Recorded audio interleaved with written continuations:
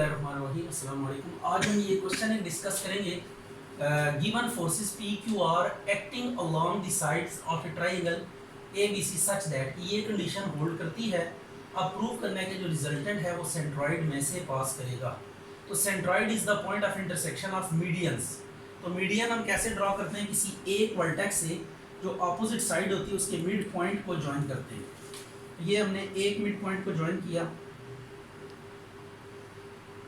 ये आ गया। इसको मैं नाम दे देता हूं एस का।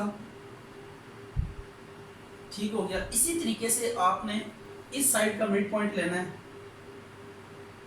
और इसको आपने ज्वाइन करना है बी के साथ। तो ये टी आ गया। और द थर्ड वन इज आपने मिड पॉइंट इसका ज्वाइन करना है। ये जो होते हैं तीनों मीडियंस जो होते हैं ये कंकरेंट होते हैं, एक ही पॉइंट पे मीट करते हैं। सो don't be confused about this. ये आ गया। ठीक है।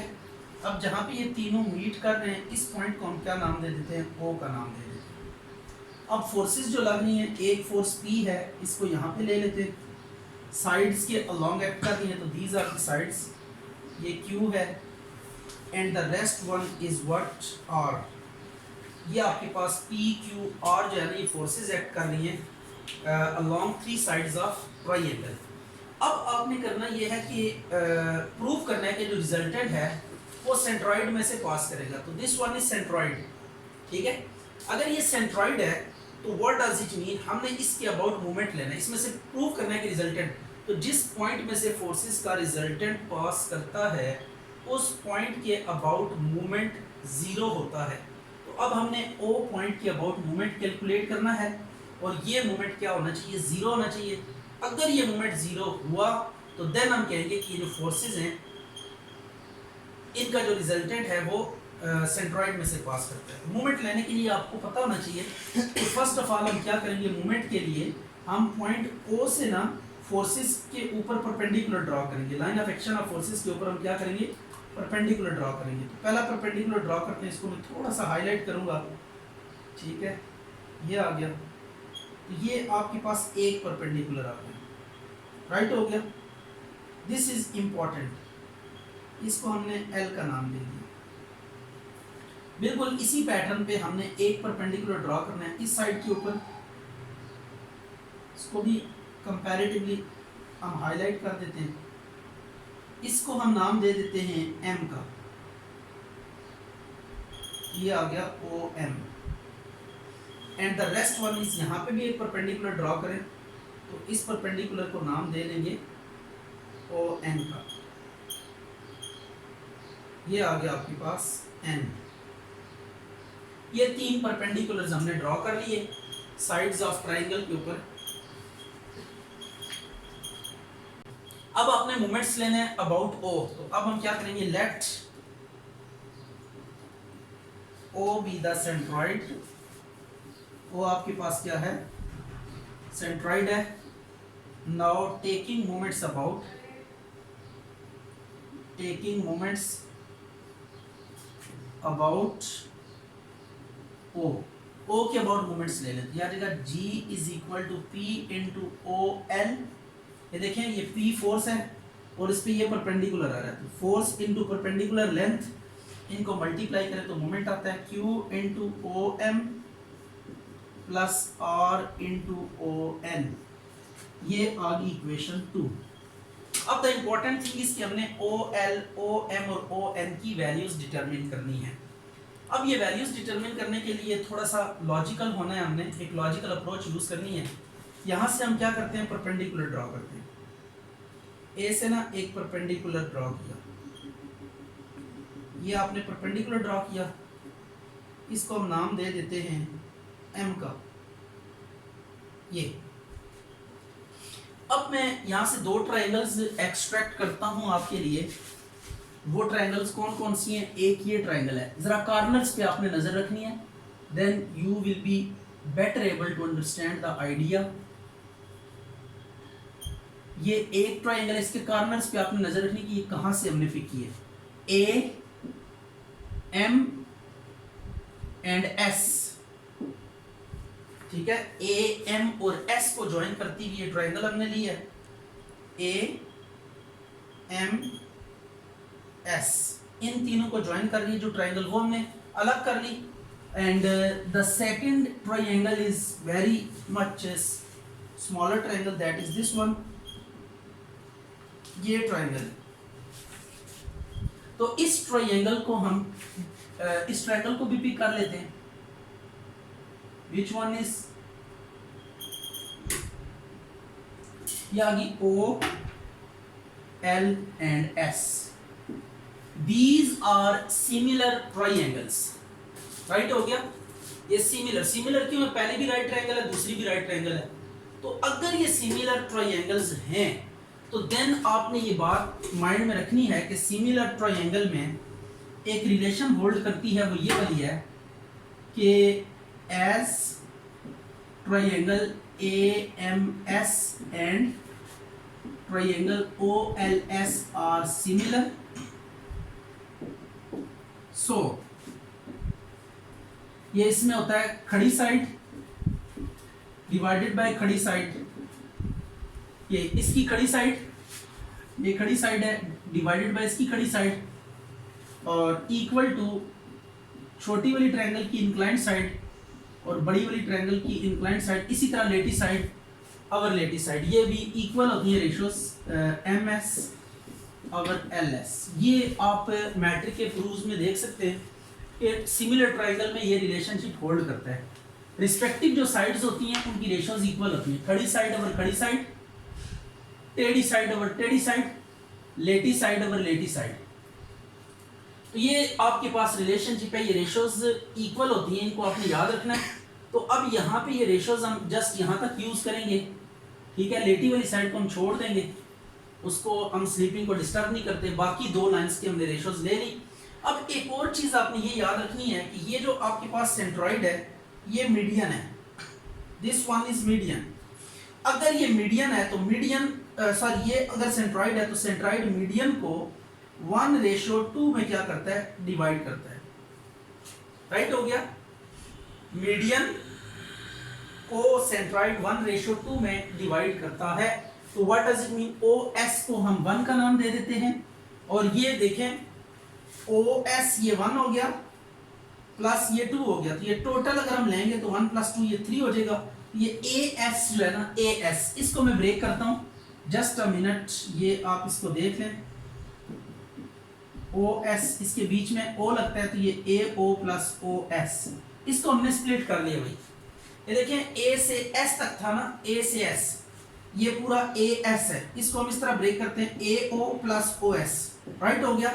यहाँ से यहाँ तक हम लेंथ कैलकुलेट कर लेते हैं, फिर यहाँ से यहाँ तक इन दोनों को ऐड करेंगे तो आपके पास टोटल लेंथ आ जाएगी। तो so don't be confused about this, it is so easy. अच्छा, अब O L over A M ये आ गया। अब ओ एस की वैल्यू पुट करेंगे, ए ओ की वैल्यू पुट करेंगे, ये 1 है, ये 2 + 1 तो it would be 1/3। A M को इस साइड पे आके मल्टीप्लाई करें तो ये ओ एल आ जाएगा आपके पास, राइट हो गया।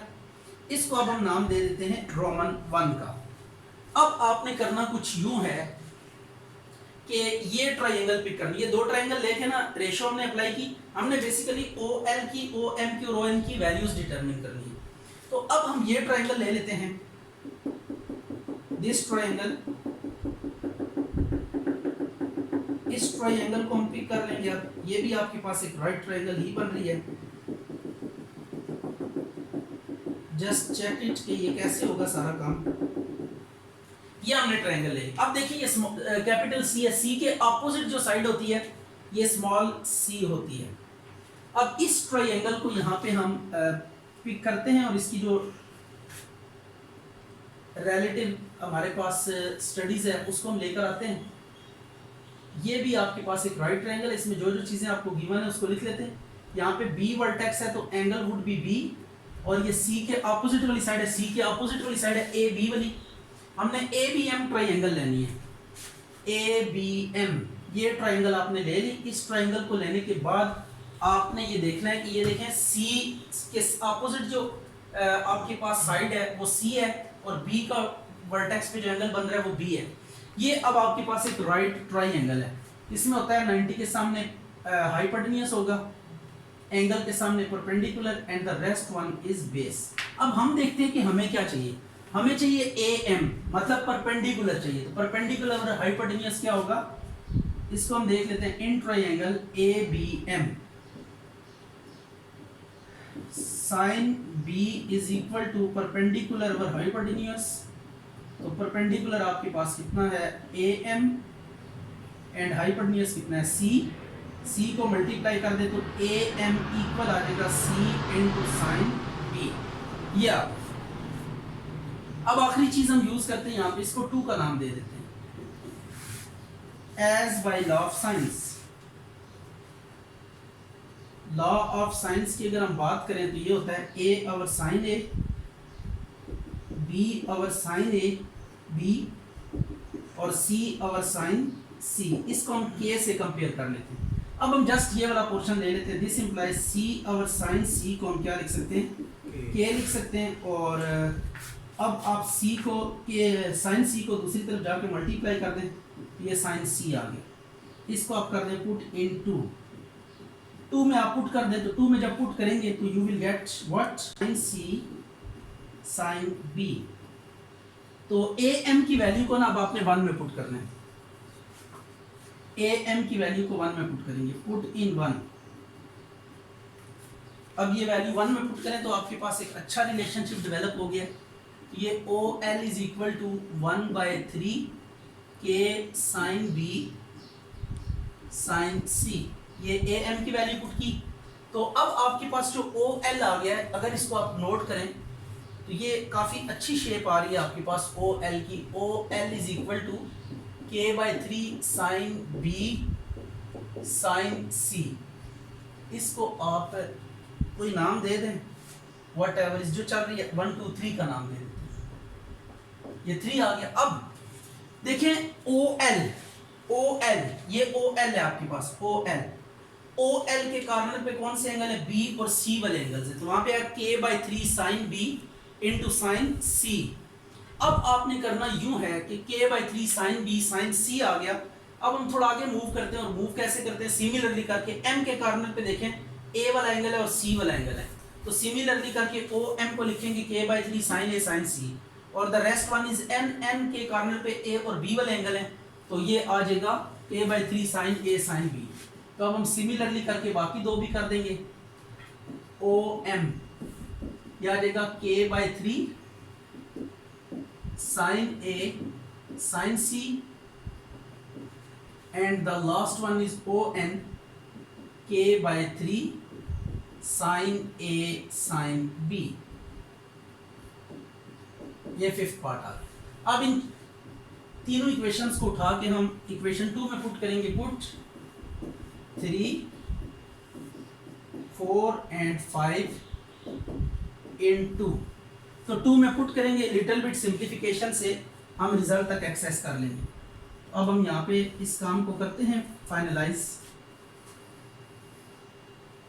अच्छा जी, तो ये आ गया G is equal to P into k/3 sine B sine C plus Q into k/3। इसमें सब्स्टिट्यूट कर रहे हैं ओ एम और ओ एन की वैल्यूज।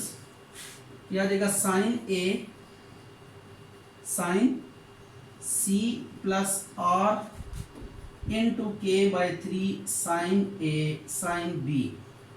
अब कॉमन ले लें आप इन सब में से, k/3 sine A sine B sine C, ये कॉमन ले लेते, आ जाएगा p sine A plus q sine B, and the third one is r by sin c. So now we are very near. Sin A sin B sin C, ये आ गया p cosecant A plus q cosecant B plus r cosecant C। ये किसकी equal है, 0 के equal. k/3 sin A sine B sine C, ये 0 आ गया using 1। Equation 1 को आप यूज करें तो P को सेकेंड A, Q को सेकेंड B, R को सेकेंड C 0 के इक्वल है। तो 0 इंटू एनीथिंग 0 हो जाएगा, तो G 0 हो गया। तो this implies resultant passes through centroid. तो ये क्वेश्चन आपके पास कंप्लीट हो गया। बीएससी मैकेनिक्स आज हम एक एग्जांपल डिस्कस करेंगे। ये कुछ फोर्सेस हैं P, 2P, 3P, 4P। ये किसी स्क्वायर बोर्ड के ऊपर और उसकी साइड्स के अलोंग एक्ट कर रही हैं, और दो फोर्सेस हैं अंडर 8√2P और 8√2P इसके डायगोनल्स के अलोंग एक्ट कर रही है, और जो डायरेक्शन है वो मेंशन्ड है आपके सामने। ये एरो हेड जो है ये फोर्सेस की डायरेक्शन दे रहे हैं। तो हमने क्या करना है, इन फोर्सेस का रिजल्टेंट फाइंड करना है। इन फोर्सेस का रिजल्टेंट फाइंड करना है नंबर 1, और इनका ना जो रिजल्टेंट है, रिजल्टेंट का हमने distance, line of action of resultant का हमने डिस्टेंस फाइंड करना है फ्रॉम पॉइंट ए। यानी ओरिजिन अगर हम ए को मान लेना, तो ए से हमने क्या करना है, डिस्टेंस फाइंड करना है। ये स्क्वायर बोर्ड है आपके पास, साइड इसकी ए है, ठीक है। ये आपको दिया हुआ है स्क्वायर बोर्ड ऑफ साइड ए। तो एक तो हमें क्या चाहिए, रिजल्टेंट चाहिए, मैग्नीट्यूड ऑफ रिजल्टेंट, और फिर line of action of resultant, और देन उसका हमने डिस्टेंस कैलकुलेट करना है। ए को अगर हम ओरिजिन एज्यूम कर लें, तो ए से ना हमने क्या करना है, उसका डिस्टेंस कैलकुलेट करना है। तो सबसे पहले क्या करेंगे, consider forces with their angles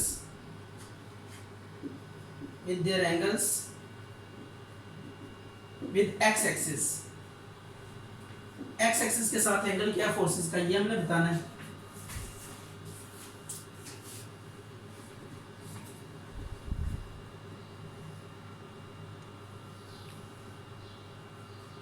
ये आ गया P, 2P, 3P, 4P, 8√2P, 8√2P। ये फोर्सेस हमने लिख ली। अब इनका हमने एंगल फाइंड करना है, किसके हिसाब से, एक्स एक्सिस के हिसाब से। इस डायरेक्शन का एंगल 0 डिग्री होता है, यहाँ पे 90 डिग्री, इसके साथ 270 degree, sorry 180 degree, and the rest one is ये आ गया 270 डिग्री।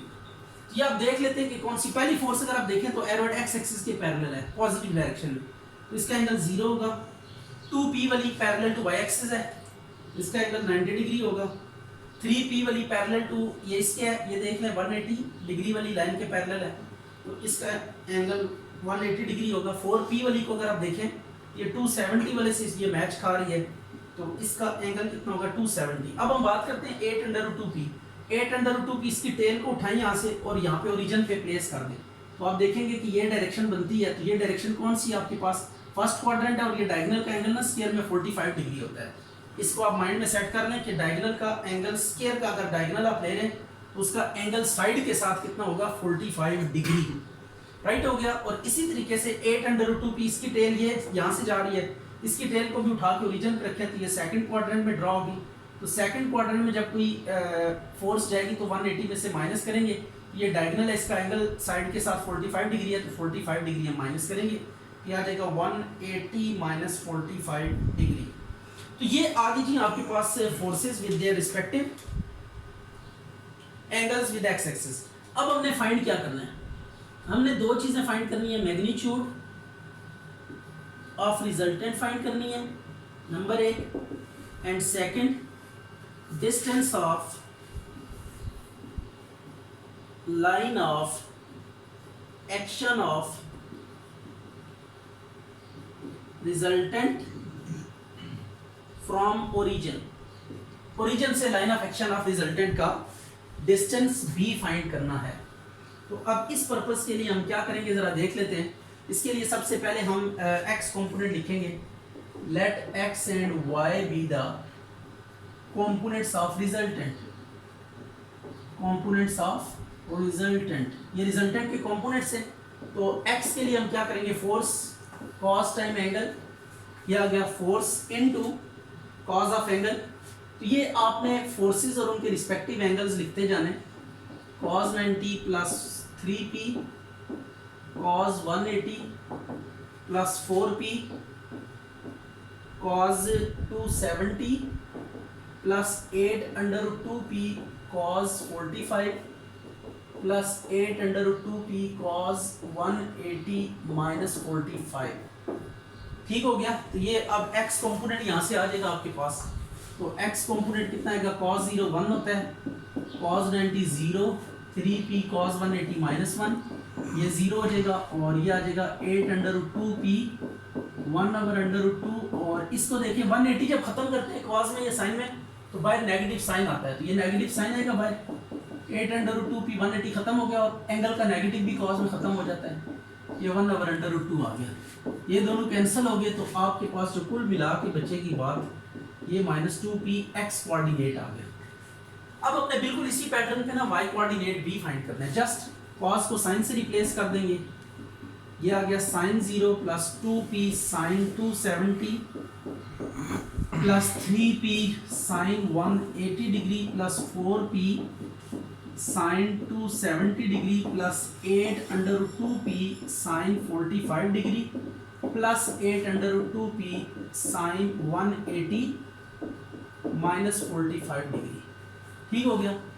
अब sin 0 कितना होता है, sin 0 0 होगा, 2p 90 इट वाज 90, ये 1 आ गया, 3p ये 0 आ गया, पूरे को 0 कर देते हैं, प्लस 4p माइनस 1 आ गया, 8 under root 2p 1 by under root 2। अब यहाँ पे नोट करें जरा, साइन बाय 180 डिसअपियर करेंगे तो बाहर नेगेटिव आ जाएगा और फिर एंगल का नेगेटिव भी बाहर जाएगा, तो इसका नेगेटिव और इसका नेगेटिव मिलके बाहर प्लस ही आ जाएगा, यह आ जाएगा 8 under root 2p 1 by under root 2।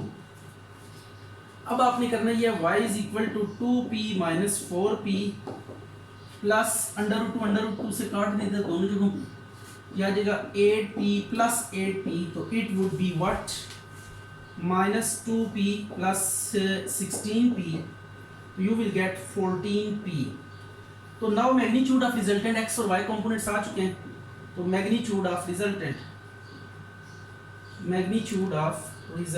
तो मैग्नीट्यूड ऑफ रिजल्टेंट क्या आ जाएगी, r is equal to square root x square plus y square, ये आ गया माइनस 2p का स्क्वायर प्लस 14p का स्क्वायर, यू कैन सी कि आ जाएगा 200p स्क्वायर और 100 को 10 बना के बाहर निकाले अंडर रूट 2 से इसे, और ये आ जाएगा 10 स्क्वायर रूट 2p, तो ये रिजल्टेंट की मैग्नीट्यूड आ गई। अब हमने क्या करना है, अब आपको पता है कि हमने line of action of resultant find करना है, तो line of action of resultant के लिए आपको चाहिए होता है x कंपोनेंट, y कंपोनेंट और मूवमेंट अबाउट ओरिजिन। तो अब मूवमेंट अबाउट ओरिजिन, इस a को हम ओरिजिन एज्यूम कर लेते हैं और इसके अबाउट में क्या कैलकुलेट करते हैं, मूवमेंट फाइंड करते हैं। तो I am just redrawing the figure, इसको देखें, फिगर हम दोबारा से बनाते हैं, ये आपके पास फिगर है, ये स्क्वायर है, इसकी साइड a है, a के अबाउट हमने क्या करना है, मूवमेंट लेना है। तो अब जो फोर्सेस a से गुजर रही होंगी ना, उनका हम मूवमेंट नहीं ले सकते, उनका मूवमेंट 0 होगा। तो a से देख लें कौन कौन सी फोर्सेस गुजर रही हैं, p फोर्स गुजर रही है, इसका मूवमेंट नहीं होगा, 4p गुजर रही है, इसका मूवमेंट नहीं होगा, और ये डायगोनल के अलॉन्ग जो 8 अंडर रूट 2p लग रही है, इसका भी मूवमेंट नहीं होगा।